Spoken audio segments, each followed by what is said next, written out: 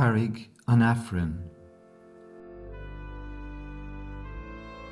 Tránó na gibhraigh, tháinig garsún go bailinn bhuileann agus leathan scéal ó Scéal go mbeadh sagart I teacht lár na mhárach chun an taifreann a rá sa phluais an gnóch.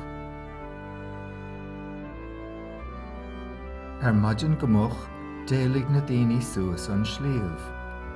Raigh leo faoi scáin na dlíocha, agus is I gcogair a labhraíodar le chéile, na páistí féin bhíodar go ciúin.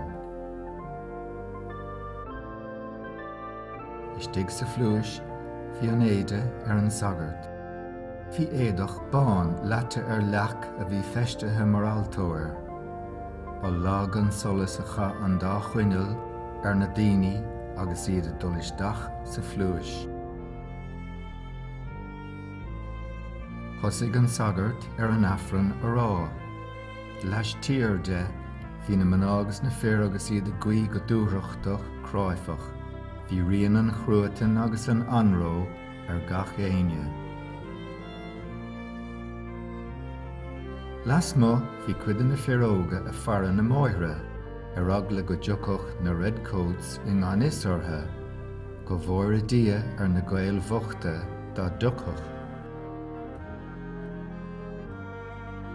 Agus an taifreann ráite, leabhar an sagart leis na daoine. Bhfuil sé iad as an ílseacht, agus dúirt leo gur a dia buíoch díobh as a raibh á ollingteacha a hon. Isteach le tachtere. Te a ahar, táthar thugging. Do bíad na redcoats a bhí feiceag na fear fara. Thug an sagart a bheannacht don phobal, agus as go brach le gach éine.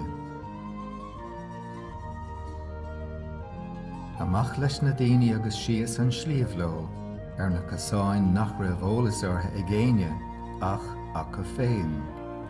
Bhaigh an sagart chuige pharis an Aifrinn agus dimigh leis.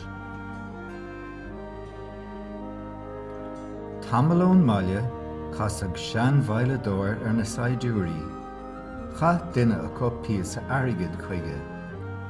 Bin mar chuig an taithir Tomás timpeall a tuairt soláis don na daoine bochta.